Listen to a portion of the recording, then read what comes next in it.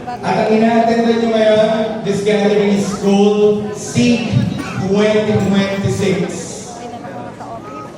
Bago tayo magsimula ng ating word for tonight, we'll be listening to a testimony tonight of a person na naka-encounter sa Panginoon. I want you to look at Pastor Father right now.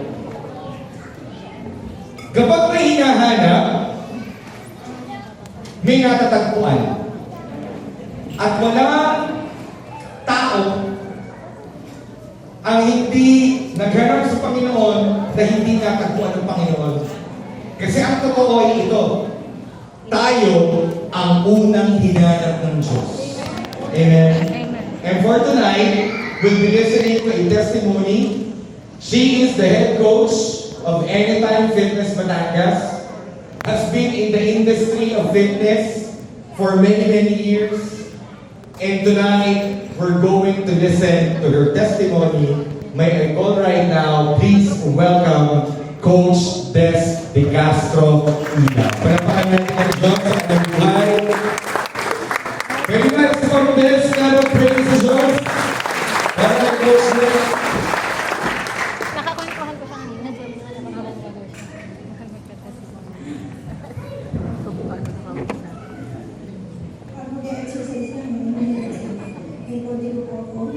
Magandang gabi po sa inyong lahat. Ako po si Coach Des. Nag-work po sa Anytime Fitness. And, yun, gusto ko alam actually kung paano ako mag-start. Kasi, yung taon ko na 2025, sobrang dami pong nangyari na sobrang dami nangyari and marami po kami na-receive ng blessing, hindi lang po ako and ang family ko po. Pero yung sobrang dami po ng pwede ko pong ma-share sa inyo, yung pinaka-highlight na po ng 2025 po yung i-share ko sa inyo. So, yun. Start ko po muna yung testimony ko po din sa song po kanina, yung worship song, na yung presensya po ni Lord ay dadaloy, kapangyarihan ay dadaloy, and yung kaluwalhatian ay dadaloy. Yung word na dadaloy po, sobrang malaking part po yan ng testimony ko ngayon. So, start ko po ako. Yan. Sino po ba si Coach Des before po, bago ko makakilala kayo? So, si Des po ay isang people pleaser. Ako po, nakadepende po ako sa approval ng ibang tao.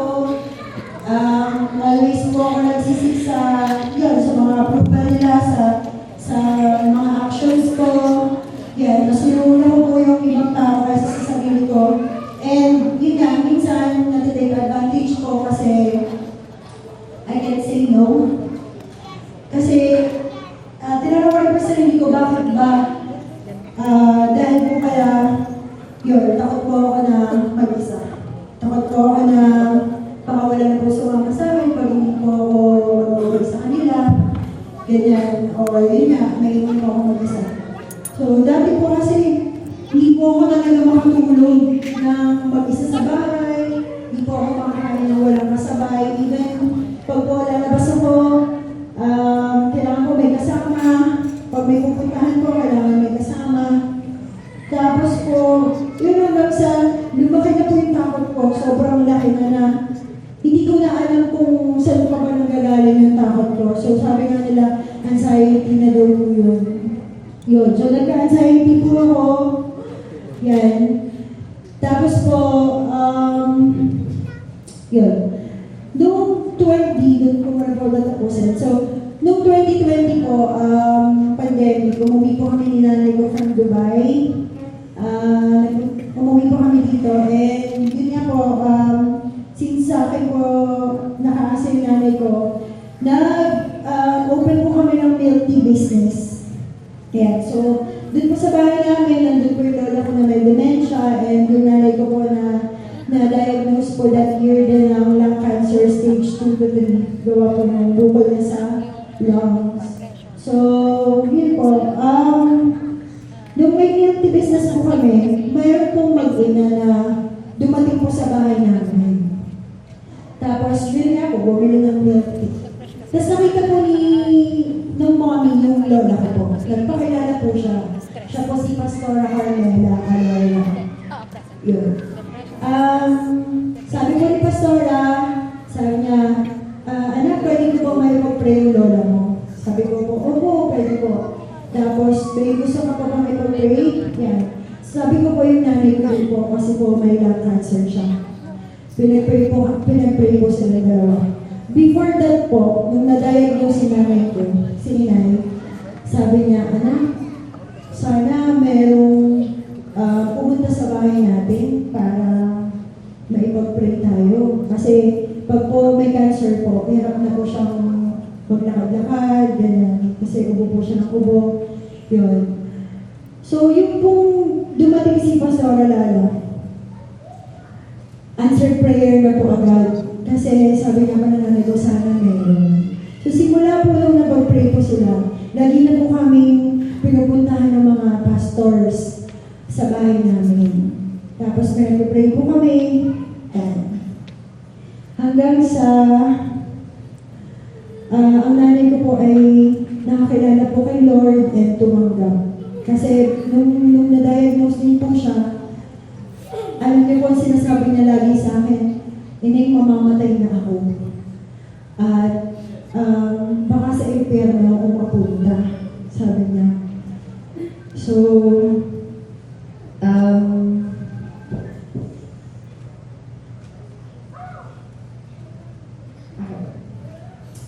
ayun po. Namatay po nanay ko ng maluwag sa puso niya kasi sabi niya, kay Lord siya pupunta kasi nakatanggap na po siya. Na dinilig po ni Lord yung panalangin niya na sana may mag-visit po sa amin at may isama po sa church. Nung namatay po si Inay, ang sabi niya sa akin, Inay, gusto ko kayo lahat na magkakapatid makakilala at tanggapin si Lord sa mga buhay niyo. So nag-uupo lang po ako kasi hindi ko po alam kung paano ko po gagawin yun. Simula po noon, lagi po ako nag-aatal ng church service, Bible study, kasama po sila. Lagi pong nasasabi ng sa mga bahay ko na napupuntahan namin, ang request po nila, sana yung family ko din na kakilala kay Lord. So yun po. Madami po nagsasabi na pinaka-challenging po na ma-invite sa church ang family. Kaya pinag-pray ko po yun. And meron po kaming family GC. So ang naging talim ko po, every time na may makukuha pong word ni Lord, sinasend ko po doon sa GC namin and pinupusuan naman po nila. So yun, nakuha po yung reaction nila by that. Nung namatay po si nanay ko, mag-isa na lang po ako sa bahay noon. So nag-aalala po yung mga area pastors na kamag-anak po namin. Ay, yun, nag-aalala po sila ay yung kamag-anak namin na sabi, lagi nila pong dinedeclare na hindi ko ka matakot kasi kasama mo si Lord eh. Isang batalyong anghel yung nakapaligid sa bahay mo. So yun po yung declaration ko every time. Ayan. So biyaya po ni Lord, wala na akong tawag, kaya ko po mag-isa nang namatay na sa nanay ko. Tapos isang araw po, naka-receive ako ng tawag from hipag ko. Sabi niya, ate, yung kapatid si Ronald, daw po, nagpapagupit, hindi na daw po niya natapos yung pagpapagupit niya kasi balisang-balisan na siya. Nabalisa siya. So, bigla na lang daw po nakaramdam ng takot hanggang sa inatake na po siya ng acidity niya. So, 1 to 2 weeks po, hindi nakalabas ng bahay yung kapatid ko hanggang sinundo ko po siya. So, yun. Nung sinundo ko po siya, nag-road trip po kami sa gilid and shinare ko po yung ginawa ni Lord sa akin nung ako po yung nakakaranas ng anxiety. Then, after a week po, tinanong niya ako, Saturday night po yun, sabi niya, ate, ano gagawin mo bukas? Nagulat po ako. So, sinabi ko po sa kanya na mag-church ako ng 8 a.m., dadalaw kay Inay, gano'n po. So, yun, sabi niya po sa akin, sige ate, sama ako tomorrow sa church. Napangalit po ako habang ka-text ko siya. Tapos sabi ko na lang po, sige, pahinga na tayo kasi maaga tayo bukas ng 8 a.m. Simula po noon, kahit di na po ako kasama, patuloy na po yung kapatid ko na nag-church. Ayun po. So yung kapatid ko po noon, si Robert. So, nasa Brazil po yung isang kapatid. So, yung kapatid ko po na yun, hirap po kami sa communication kasi may time difference. Yung kapatid ko po ay nakaranas din po ng anxiety. Yung anxiety po niya ay worst case scenario. Like, sasabihin niya po sa amin na, ate, baka hindi na ako makauwi, paano kung mamatay na ako dito. Tapos nakakatulog lang po siya kapag ka-video call niya po yung asawa niya. So, ngayon, kami pong dalawang magkapalit ni Ronald, kami na pong dalawa ngayon nag-share sa GC namin. So, kami po ang tumulong din sa kapatid ko, sa biyaya po ni Lord. Lahat po ng mga inattendan po namin sa AP na topics po. Isa po na example doon yung God is not done with you.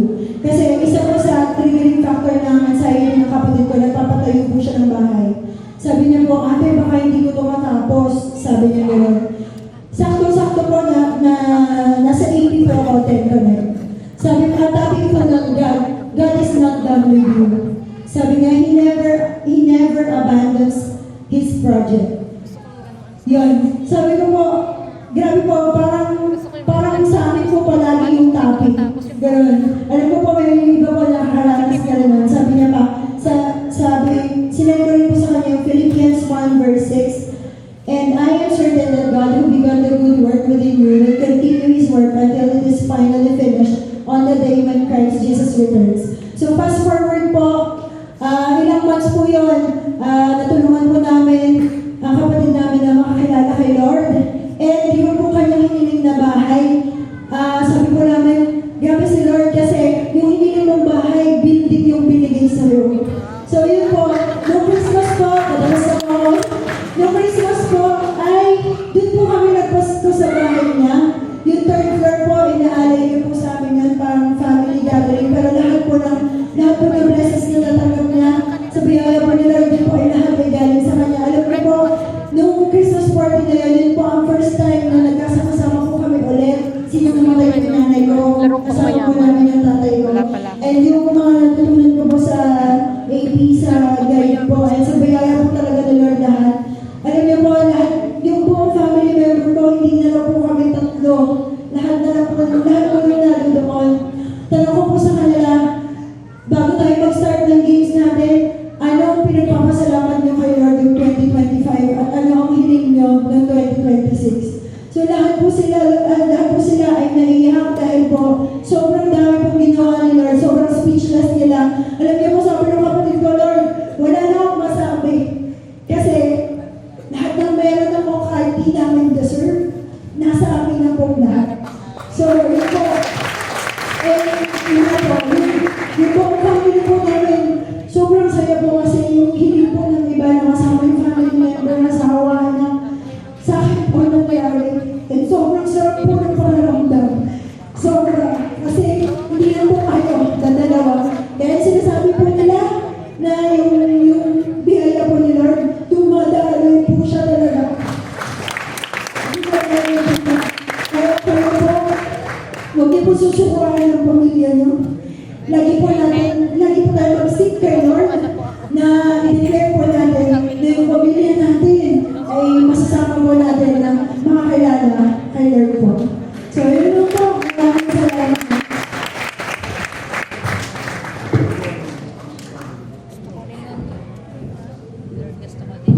Praise be to God. Pwede ba natin patapakan mo na kasi Jesus? Dagdagan ko lang yung hindi nabasa ni Coach Def. Yung anxiety level ni Coach Def bago siya pumasok sa AP ay napakataas. She's afraid. And a lot of fears that runs in her head ay matagal na niyang binibitbit. Years nang binibitbit.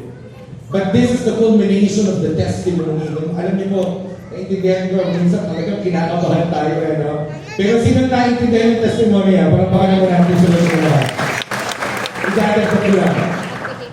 Kung naka-encounter niya ang Panginoon, yung kanyang fears and worries sa kanyang puso ay binawi ng Diyos na buhay. Pagpapakan naman natin si Jesus. Coach Def, God bless you more and continue to grow in the Lord. Praise be to God. Kagaya ng ginawa ng Diyos sa buhay ni Coach Des, ikaw at ako na nandito ngayon ay magkakaroon ng encounter kay God. Makikisabi na sa katabi, encounter with God. Ang goal natin sa SEEK, ngayong gabi ito, sa SEEK 2026, is to prepare us, young professionals, as we enter 2026. Our victory this year will not come from our strength, power, or influence, but the one who goes with us, the one who carries us, and the one who fights for us, and that one is the Lord Jesus Christ. Sa susunod po na 3 Thursday, ito po ang mangyayari sa atin. For 3 Thursday, we will seek His Word, seek His will, and seek His presence. Everybody look at Pastor Bob. January is a time of resetting, a time of pause, and a kickstart.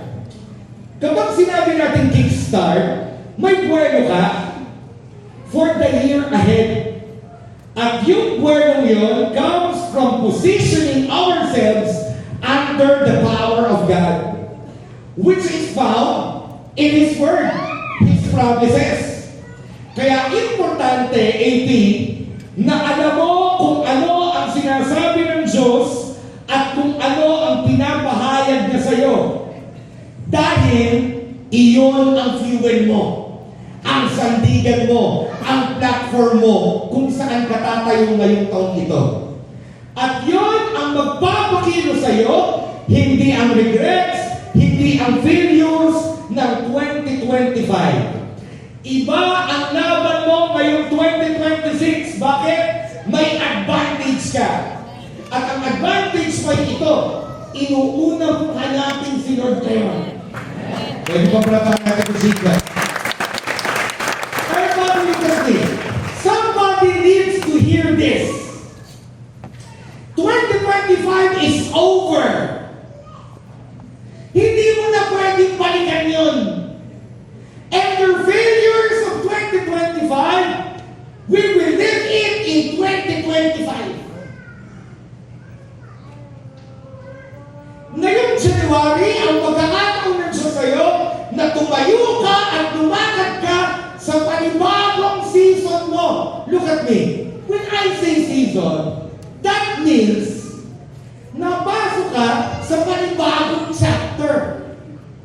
Bitbitin mo yung maganda na natutunan mo ng 2025, pero yung regrets, iniiwan mo. Hindi siya binibaby. Hindi yung kapag minaalala ka, nag-dwell tayo doon at as if nagdoon ka pa sa 2025, wala na. Kaya ngayong gabi, may kickstart ka. Bakit ang term ay kickstart? Bakit hindi jumpstart? Pwede ba yung kickstart? Ang kickstart ay ito, kumbaga sa motor. Meron kang isang padsa at may spark siya at yung spark na yun ay nagpapatakbo ng vehicle mo. Eh bakit pa sir pa hindi jumpstart? Kasi ang jumpstart, patay na binuhay. Kapatid, ikaw ay nagpapatuloy sa magandang ginagawa ng Diyos sa'yo for 2026. Pwede ba sabihin mo sa tatlong katabi mo, iwanan ang pangit sa 2025.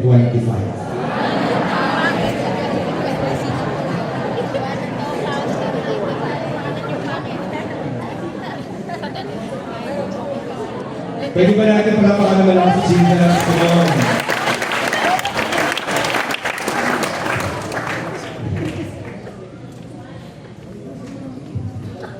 Gusto ko to eh. Leave everything that belongs to 2025. Ano yun? Anong iiwan sa 2025? Regret. Sabihin mo, regret. The pain. Sabihin mo, pain. The confusion. Sabihin mo, confusion. Lahat ng yan, iiwanan sa 2025. At ang dadalhin natin sa 2026 is all that is known. That's why we are moving forward. At ready ka na? Ito ang deklarasyon natin sa 2026.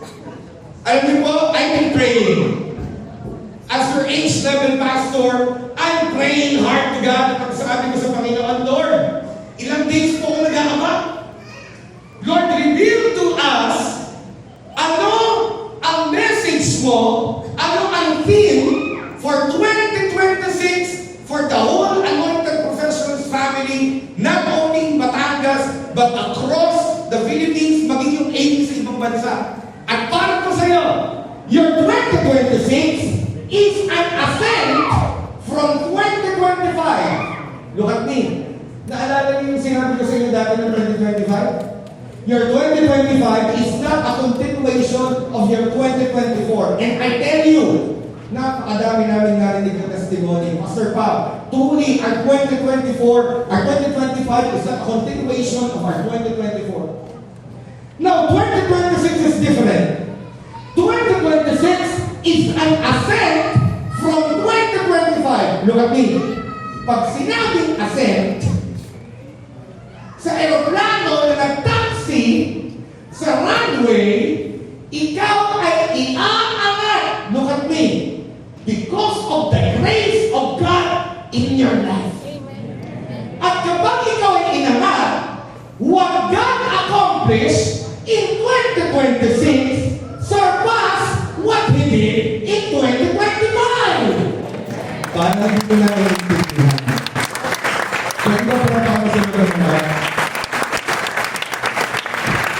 Ay, iintindihan mo ba? January 15 ngayon, nangangalahati na ang January na 15 kasi namin po sa inyo tumanggap na ng sweldo today. Tapos na po.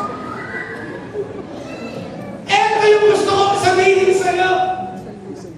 Hihigitan ng Diyos ang ginawa niya from 2025, hihigitan niya sa buhay mo ngayong 2026. Sabihin mo sa tatlong katao, para sa'yo yun. Para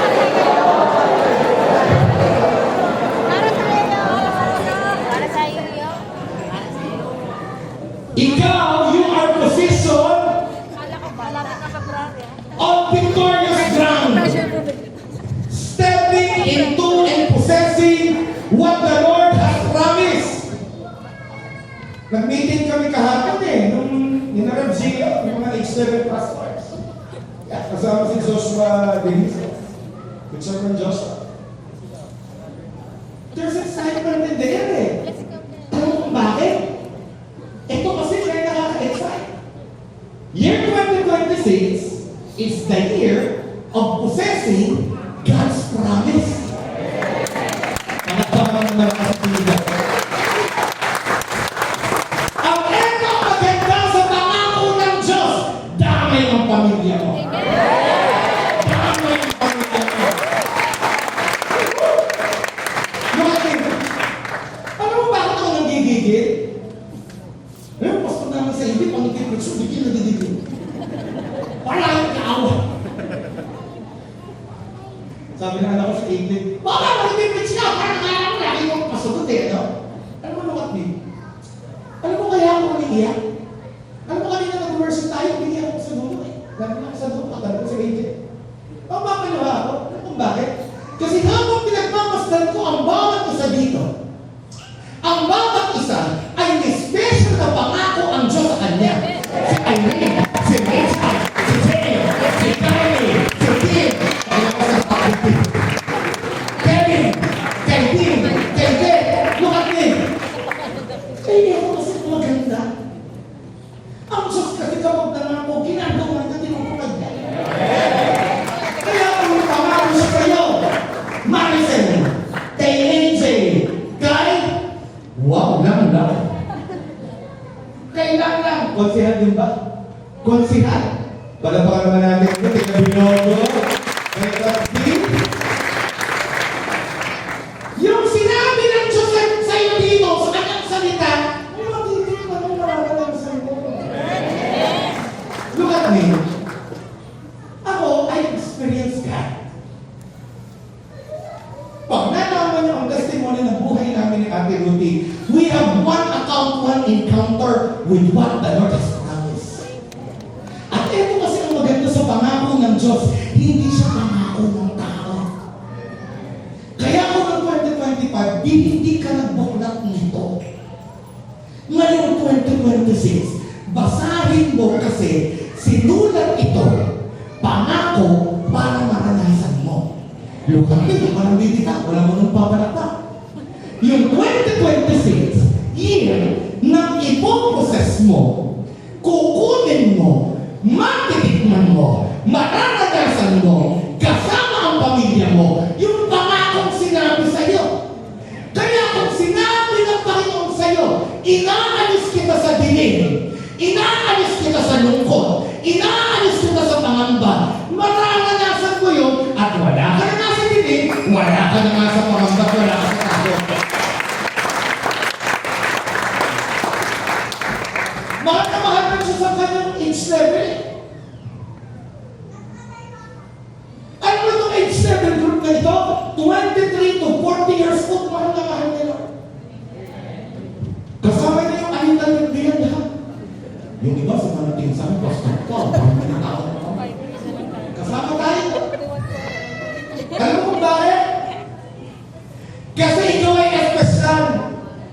Bumurahin ng Diyos sa'yo yung mentality na ikaw ay hindi espesyal, hindi napapansin. Ngayong 2026, ang paningin ng Diyos ay nasa iyo. Palakpakan mo sa Diyos.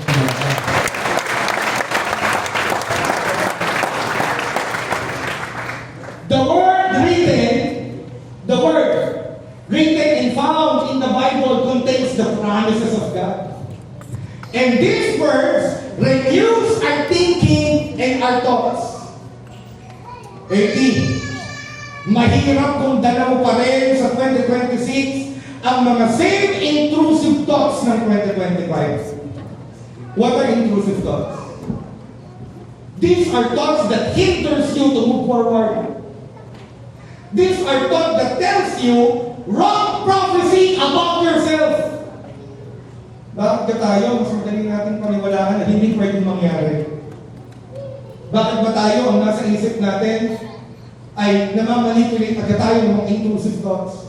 Sino nakaranas dito pag-isip mo ng umaga? Okay na okay ka. Nag-almusal ka ng maayos, ang saya-saya mo. Ay, pagkatapos mo kumain, ibigla ka. Paano mga kaya? Eh, naku, hindi ko nagawa. Kailangan ko gawin. At bakit pa naman ang intrusive thoughts? Yan yung palala ng palala. Yung intrusive thoughts. Pag inisip na, naku, hindi ako nakapasa ngayong year na ito, di ba kayo nakapasa next year? Okay, natutuwa dyan kay Dr. Ashley. Ano si Dr. Ashley? Doktora kayo.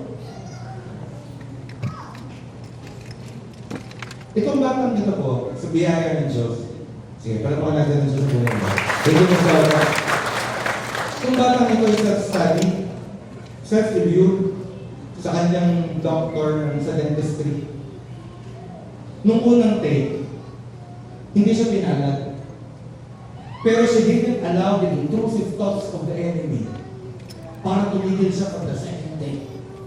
At pag nagkikita kami, lahat ng tawag ko dyan, doktora, yan ang batang yan. Oo, masyado ako. May pag-biting pa yan sa amin, masyado ako. Ano nga po eh, nag-review ka tanong. Bakit ba yung intrusive thoughts? Gusto natin alagaan eh. Bakit yung negatibo laging gusto mong i-amplify?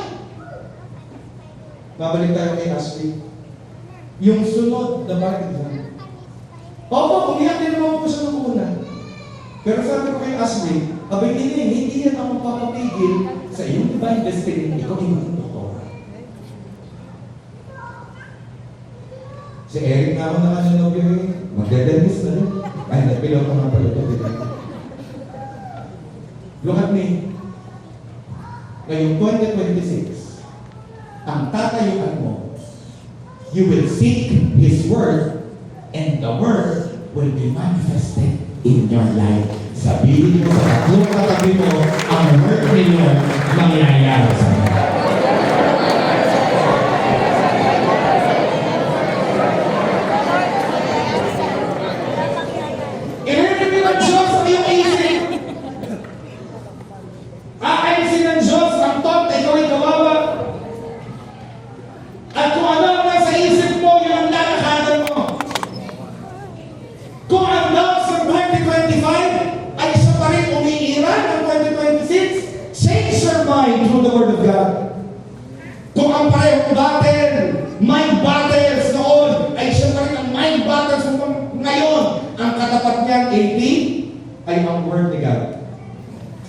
The Word of God is powerful.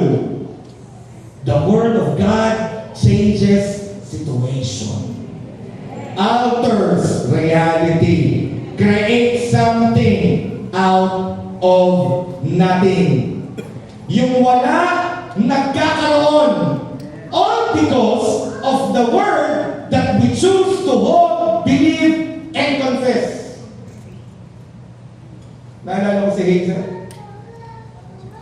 Ang tagal na bakante ni Hazel ng work. Eh itong batang ito, tinayuan, nilabanan, yung intrusive thoughts. Eh yun po ay sa biyaya ng Diyos, pinakamapagmahal naman anak. Eh yun may hindi kumakasa sa kanyang magulang. Gumagumalo pa ka, nadaming harap ng batang ito. Alam mo, magandang nangyari? Come November, she started right now confessing and believing what the promise of the Lord is bestowed upon her. Alam niyo po, wala hong nagahit ng December. Kung meron man ho, napakaliit ng tsansang mahal ng December. Bakit? It is the closing of the year. Pero saan ka naman nakakita? Because tinayuan ang salita na hard po siya noong December. I-relate natin sa sitwasyon mo. May kinaharap ka ba na kinakatakutan? Meron ka bang kinakonfront na problema ngayon? Yuyubihan at maaangkar yan, you use the promise of God given to you. Alam mo, ito yung part pa ng intro eh. Pero may pangako akong ipapakita sa inyo mamaya na magpapabago ng inyong isip at puso. Sabi yung isa, pambihira, ito mo pa yun. Wala mo pala sa may lugar. Sabihin mo sa katabi mo, yung word para sa iyo. Yung word para sa iyo. Sabi ni Pastor. Magbenta sabi mo amen. Hebrews 4:12. For the word of God is alive, powerful. It is sharper than the sharpest two-edged sword, cutting between soul and spirit, between joint and marrow. It exposes our innermost thoughts and desire. Look at Pastor Paulo. Sa salita ng Diyos na para sa iyo, kayang mabago ang course ng taon mo. I love that. Yung word of God na babasahin mo, pananampalatayanan mo, kakainin mo, hindi ko sinabi kung punitin mo, kakainin. Figurative po yun. Ibig sabihin ng kainin, ilagay sa sistema. Ako po, I've been in the industry of creatives since I was 21 years old. Yun po ay 5 years ago. Wala, joke po yun. Kayo naman. May tinuro sa akin ng Diyos. Ang trabaho kasi namin, abstract. Hindi kami kagaya ng mga accountants. Yan, sina Christian, sina Raquel. Hindi kami gano'n ng trabaho eh. Ang trabaho ko, creatives. Kung ano mai-imagine namin, yun ang ilalagay namin into the physical. Ang trabaho po namin, manggagaling sa inspiration. Hindi ko magagawa ng engineer. Nakita ng bakal, nakita ang buhangin. Sige, magtatayo tayo ng building. Ang creatives, so iba. Ang creatives, kukuha ng inspirasyon. At kapag nakakuha ng inspirasyon, doon makikreate yung nai-imagine. Doon po ang trabaho namin. Ako po ay nag-director. 27 years old ako po ay nag-director.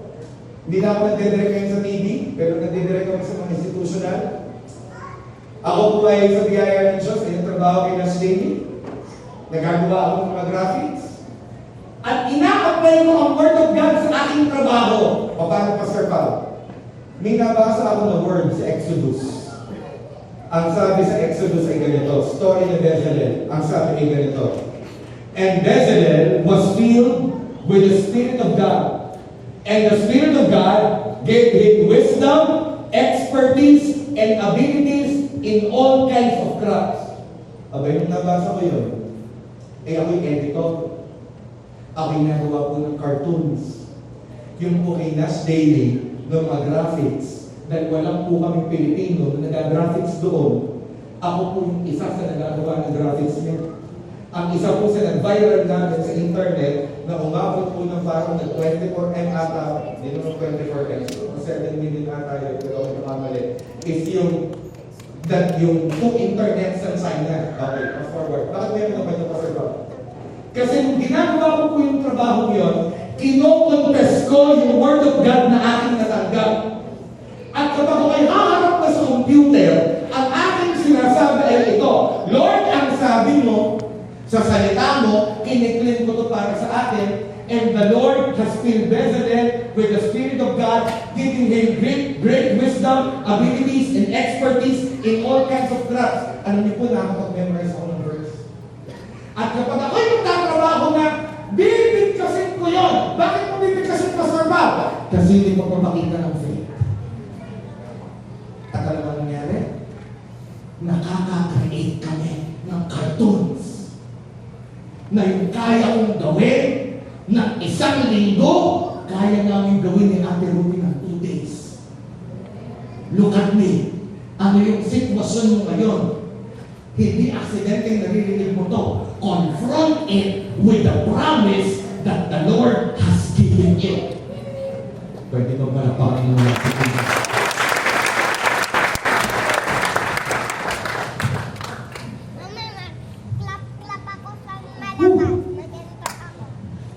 Ang problema, ang iba kung saan tumatanggap ng word. Sa sinabi ng past, sa sinabi ng enemy, intrusive thoughts, sa sinabi ng mga persecutors. Look at me, Amy.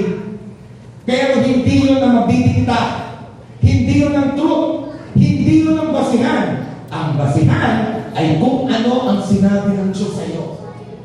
You are not defined by voices around you, but what the Lord has said, and that is what truly matters. Ito na yung verse. Can I invite the keyboardist, please? Psalm 149, verse 4. For the Lord delights in His people. He crowns the humble with victory. Look at my TV. Ngayong gabi, this word, that word, written in the NED, this word na iyong binabasa, ma-experience mo first hand. Pwede ba pala mga nagsisigyan?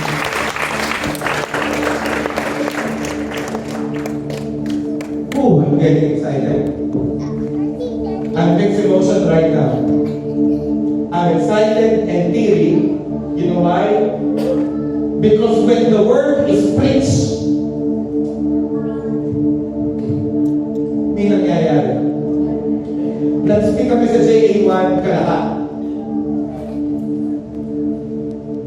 Gathering ng 80. May mag-asawa doon na hindi magkaanak. Atong time na nagsasabi ng Word of God doon sa mga young professional, hindi ko naman alam na sila ay mag-asawa na walang anak nung matagal na. And then I started to share the Word. At yung mag-asawa, kinilig yung Word at ang sabi ng mag-asawa, Lord, that word being preached is for us. At iyak sila ng iyak. Lo and behold, we found ourselves in the time of the ministry, pinag-pray ko na pala itong dalawang ito. Nung isang araw, nag-text sa akin sa Erica from JA1 Kalaka, AB Kalaka, ang sabi niya, Pastor Bob, do you remember us? Sabi ko kapatid na pwede, ang dami na nga naman ng area. Hindi ko na maalala. Pastor Bob, nag-speak kami sa AB Kalaka. At kami po ay nakipag-pray. At kami tumanggap ng word. At kami po yung matagal ng walang anak. Pastor Bob, gusto kong ipakita na anak na mo ako. May baby na po kami. Pwede ko lang kapatid yung word, tinanggap.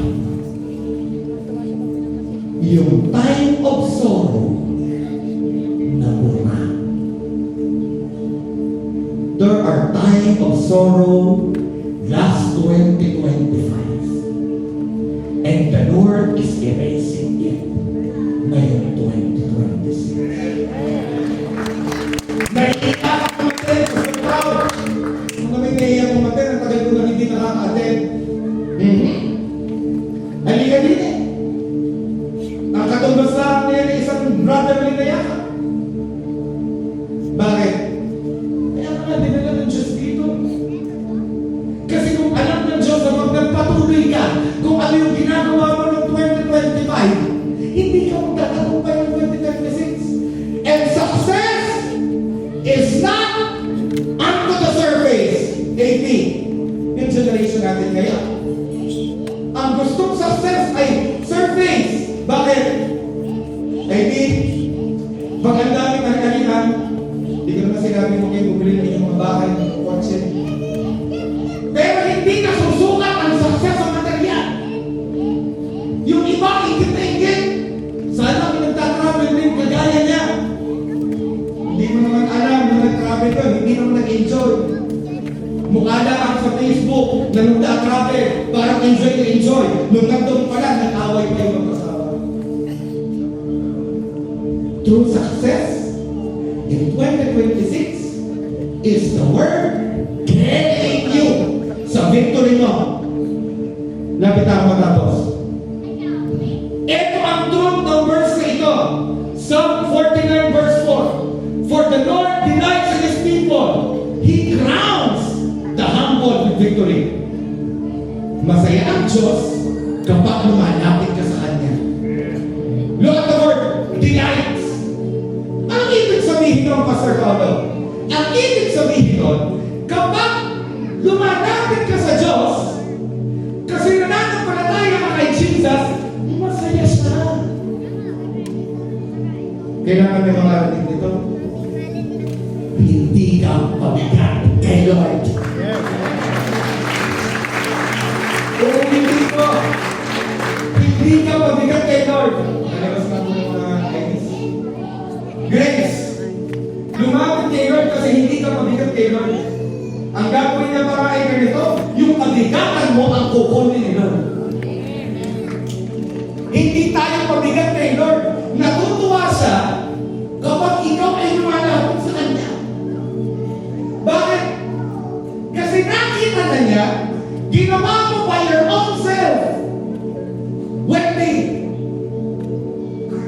Rita, Jerry, nakita na niya kasi na ginawa natin by our own selves. Nagdamang taon.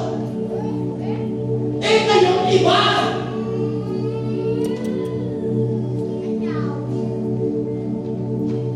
Tuloy ko lang.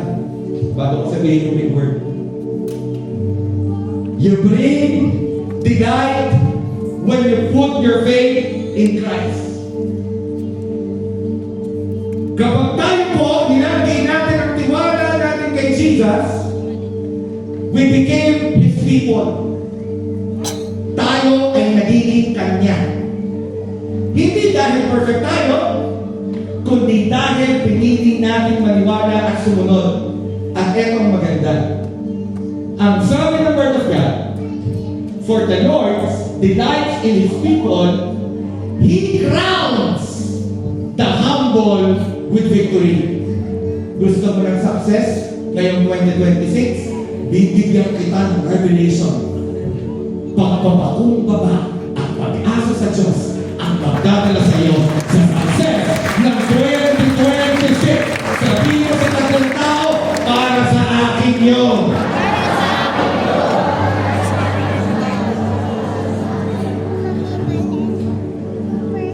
Or bago na ba, Sir Bob?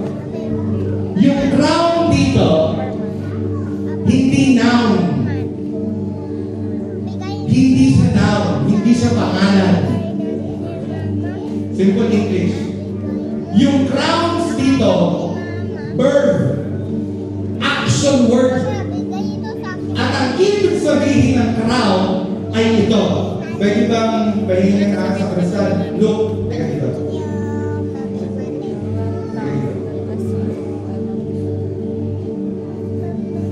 Come over here. How many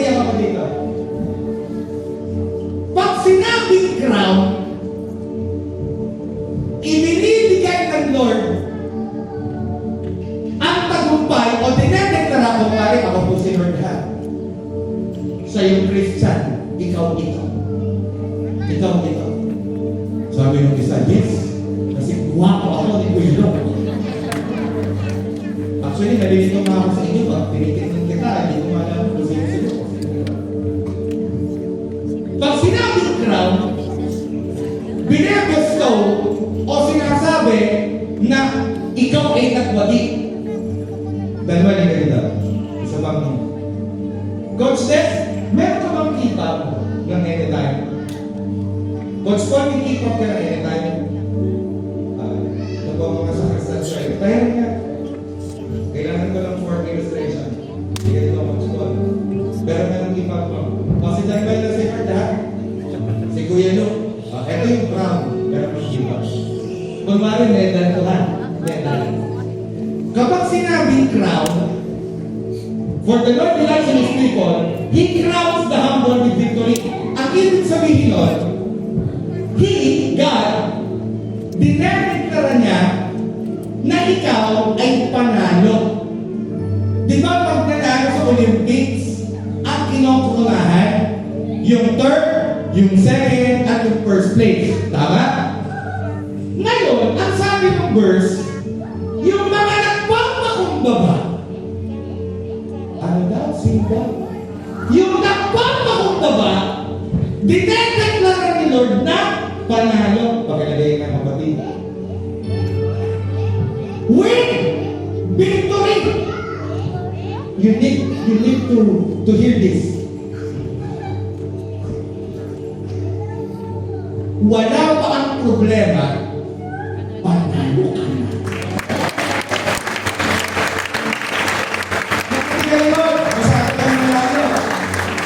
Nadiri yung mga lipo ni Kendra at saka ni Sir Randy. Hindi ka man dumadating sa pagsubok, may meron ka na makita. Panalo ka. Eto ngayon. Ano bibitaw? Para magwagi, may kailangan gawin si Kristiyano, ikaw at ako. Kasi ang laban natin, hindi naman trabaho lang, hindi din gobyerno nyo. Nandito yung aking biyanan, hindi ko kalaban na si Mama Nelly. Bigat ka. Ang laban natin, hindi lang work. Ang laban natin ay emosyon. Ang laban natin ay yung doubt, yung fear. Ngayon, ikaw na Kristiyano, o ikaw na ibig, ay kailangan mag-humble kay Lord. Ito ang ano ng humble na. Look at this illustration. Ang ibig sabihin ng humble, nagdedepende ka sa supply ng lakas, nagdedepende ka kay Lord. Baliktad pala, ikaw pala kumabal. Ikaw nga pala si Lord. Nagdedepende ka kay Lord para sa iyong joy, para sa iyong peace, para sa iyong answered prayer, para sa iyong provision. Yun ang ibig sabihin ng humble. At yun ay humility. Look at me. It brings honor to God. This will make sense. Look at me. Si Lord, sasabihin niya, ikaw ay may victory. Dumadaan ka ngayon sa problema o pasok ng taon, kapatid, nandun ka na sa position ng victory. Okay, maraming salamat, Lord. Thank you. Pwede mo na din yung keep-up. Thank you, Daniel. Ang aking punto. Pag nag-humble ka ngayon, tonight, dito ako natatapusin. Tutuloy natin yung part 2. Next Thursday. Pag nag-humble ka ngayon kay Lord tonight, eto ang gagawin ni Lord. Idedeklara niya, nakita ko si Leia. Si Leia ay nag-humble kay Lord. Lord, kita mo naman po ang laman ng aking puso. Kita mo po, Lord, ang aking pinagdaraanan. Ako'y nag-humble sa iyo. Wala akong aasahan sa 2026 kundi ikaw. Alam mo ang gagawin ni Lord ito? Narinig ko ang pagkalangin ni Leia. Ngayong oras na ito, pinedeklara ko, tagumpay na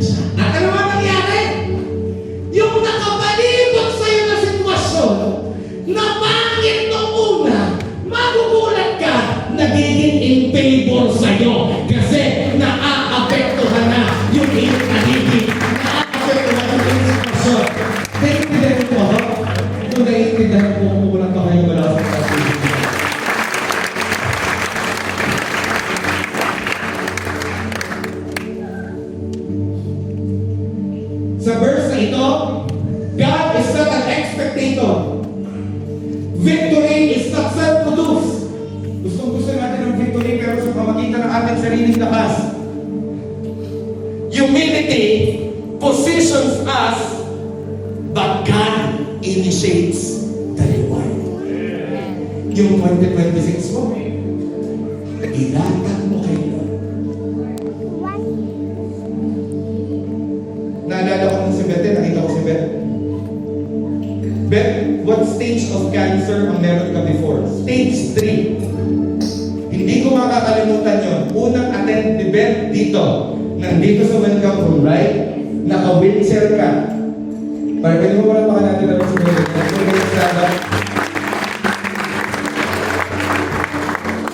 Beth, ang time, tinaningan. Sinabi na yung lahat ng burden sabihin na masama ng doktor. But church, dahil meron sa word, Lord, sabi mo. Alam mo, gagawin natin ngayon ngayong gabi? Lord, sabi mo, you delight in me. Lord, sabi mo, masaya ako, nalapit ako sa'yo. Lord, nakikinggan mo ako.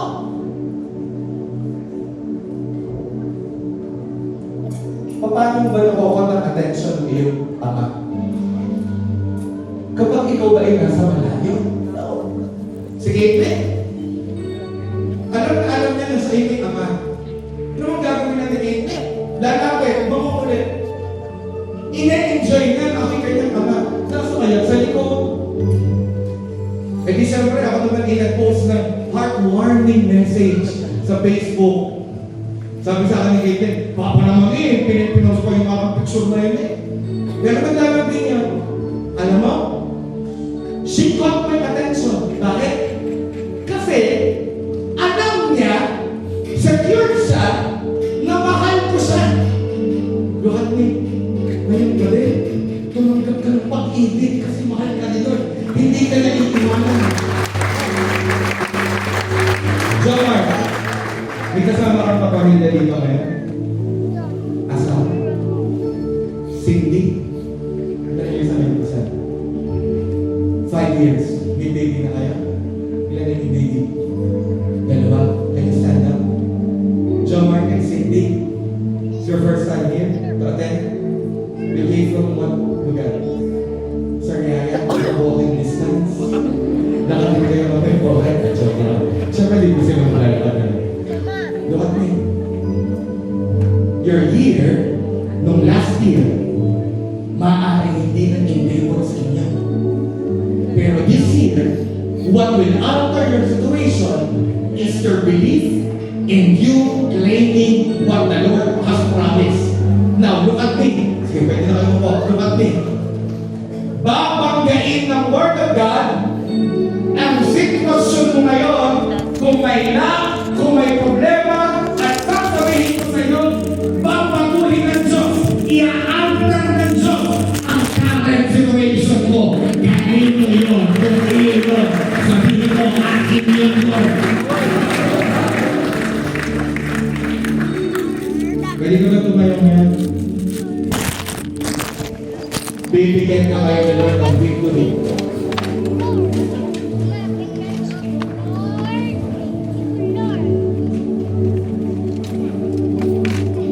You have unsettled debts.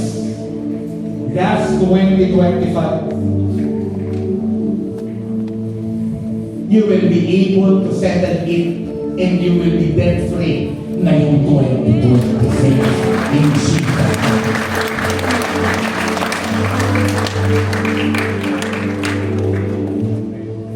Ang victory ni Lord ay para sa umaasa kay Kristo. Umaasa, nananampalataya, humihingi, nagdedepende, sumasandal, at nagpapahinga kay Jesus Christ. At ikaw yun. Na kay Lord ang victory. And this is a revelation for you. Yung victory na kay Lord, very willing siya at gusto niya na ibigay sa iyo tonight. Are you ready, baby? God's presence is in this place.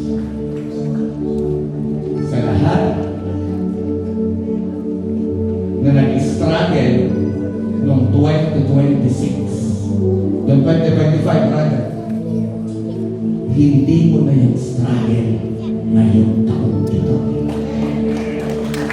Ngayon, we will going to seek His Word, and the Word is preached. He will crown the humble, those people who depend on the Lord, with victory. Magtatagumpay ka sa laban sa kasalanan. Kung dati nandoon ka sa sin, ngayong time na ito, aalisin ka ng Diyos doon sa sin. Kung dati nandoon ka sa time na ikaw ay nagugupo, this time, aalisin ka ng Diyos. Kaya ba natin patayin yung ilaw? And then invite you to close your eyes right now. And we will pray.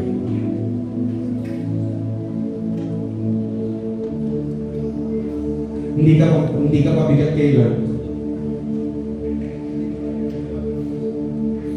At kung lumayo ka kay Lord ng 2026, ng 2025 rather, ngayong 2026, iba ang tayo mo.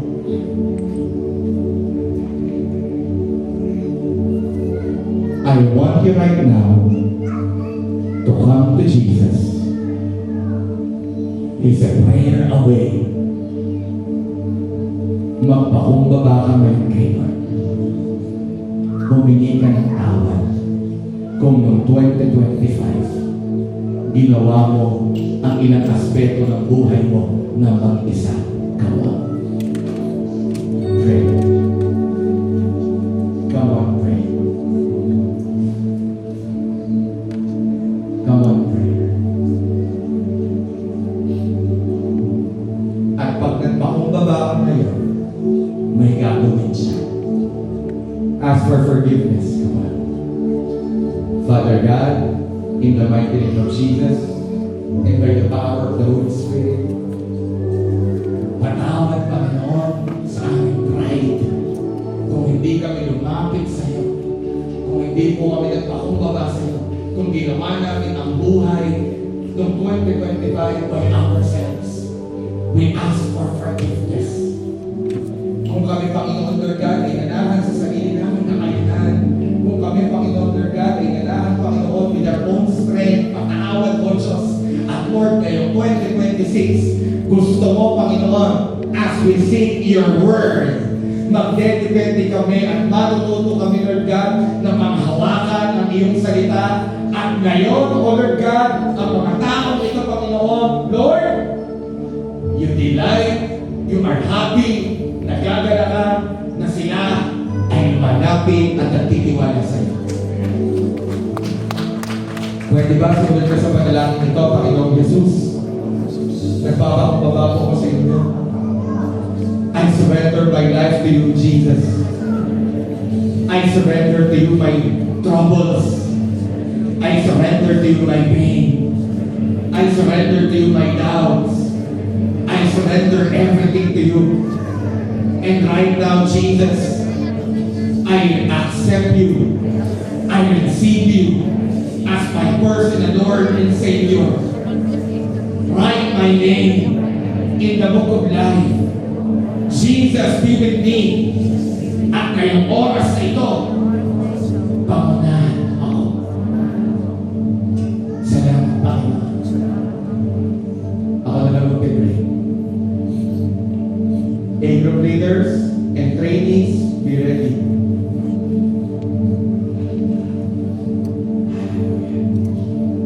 Thank you, Jesus. Thank you, Jesus. Group leaders, AP trainees, ready na? Come here in front, meron akong specific na tatawagin. Just so specific. Thank you, God. Noong 2025, ang daming hindi na-accomplish sa buhay mo because ang gulo-gulo ng isip mo At may mga time na ang daming intrusive thoughts na naglalaro sa isipan mo. There is somebody here, kinakain ka ng matinding doubt, and whenever you hear the Word of God, there are thoughts entering in your mind, 10 reasons why you will not receive. Tonight, the Lord will deal that, and tonight, the Lord will feed, aalisin ang lakit na yun. Bukod sa taong aking nabanggit, kung ikaw yun, pumunta ka sa unahan. Kung ikaw ay nahihiyang lumapit kay Lord. Nalalagay sa isip mo na hindi naman ako pakikinggan ni Lord because I feel God. God wants to minister. Come on, kung ikaw yung mga taong nabanggit ko, punta ka sa harap. Punta ka sa harap. Punta ka sa harap. Ang dami-daming intrusive thoughts ng 2026. Kung ikaw yun, punta ka sa harap. Agron leaders, you ready? Come on. Ang paramdam mo, you feel God. Junior agron leaders, come over here. And agron leaders, come on. Allow the people to move forward.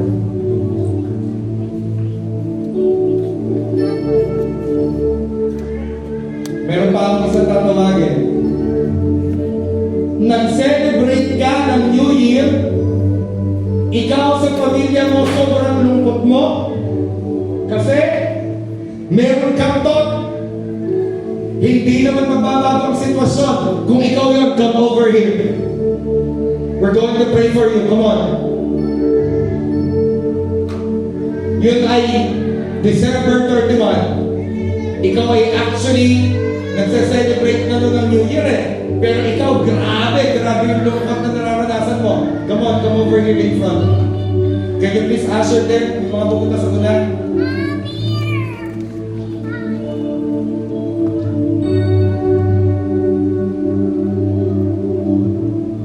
There is somebody here. Ang tindi ng takot mo, ang cause ng takot mo, ay hindi naman talaga nag-exist. Pero yung takot mo ay dulot ng perception na yung pagkakamali ko dati ay magdodomino effect. Kaya ikaw ay puno-puno ng takot. Kapatid, kung ikaw yun, come over here. Who's that person? Come on. Who's that person? Yeah.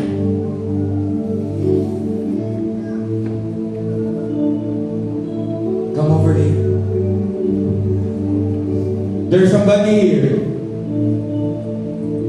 Ang pakiramdam mo, hindi ka love ni God. Punta ka dito. Hindi ka mahal ni God. Kasi nagtatanong ka, kung mahal ako ni Lord, bakit ko ito naranasan? Come over here. Sino ka? Come over here. Don't be shy. Going to pray for you. Agron leaders and training, can you spread across these people? Find somebody na makahawakan mo, come on. Matatouch mo. Dalawang tao, spread your, dapat makahawakan mo dalawang tao, and we were going to pray. Ang lahat na nandyan ngayon, wala pa sa unahan, come on, pick it. Close your eyes. God is doing something tonight in you. This time is the time of strengthening. Come on. Close your eyes. Everybody close your eyes. We're going to pray. Now, group leaders, start to pray right now. Come on, start to pray. Start to pray. Spread out. Meron pa dito sa unahan. Spread out. Start to pray for people. Come on, start to pray. Start to pray.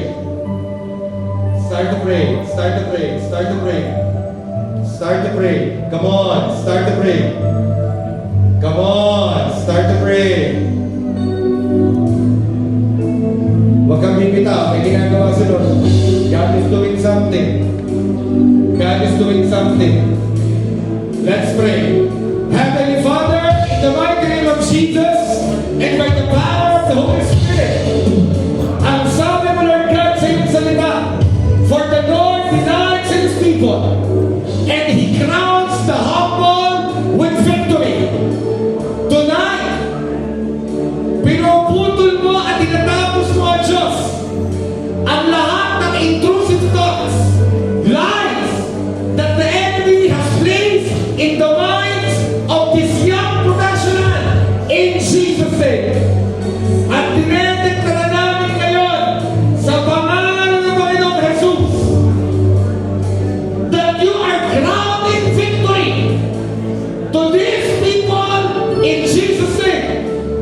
Sa lahat ng pakiramdam nila, hindi mo sila mahal. Sa lahat ng may takot, sa lahat ng may pakamba, sa lahat ng may anxiety, in the mighty name of Jesus. Lord, you are setting them free in Jesus' name. And I declare, Lord God, right now, your grace is flowing upon this young professional in the name of Jesus Christ. Lahat ng nasa likod na wala dito sa unahan, itaas mo ang iyong kamay. Come on, I'm going to pray for you. Lahat ng nagpapakumbaba sa Panginoon, in Jesus' name, lahat ng mga tao na nandun sa likudan, hanggang sa mititang area ng hall na ito, Lord, hayaan mong tanggapin nila, Panginoon, ang victory na galing sa iyo. Victory over sin. Victory, Lord God, in their finances. Victory in their work. Victory in their relationship. In the mighty name of Jesus. And Lord, thank you sapagkat ang bawat isa na nandito, O Diyos, tumatanggap ng answered prayer na nanggagaling sa iyo. In Jesus' mighty name.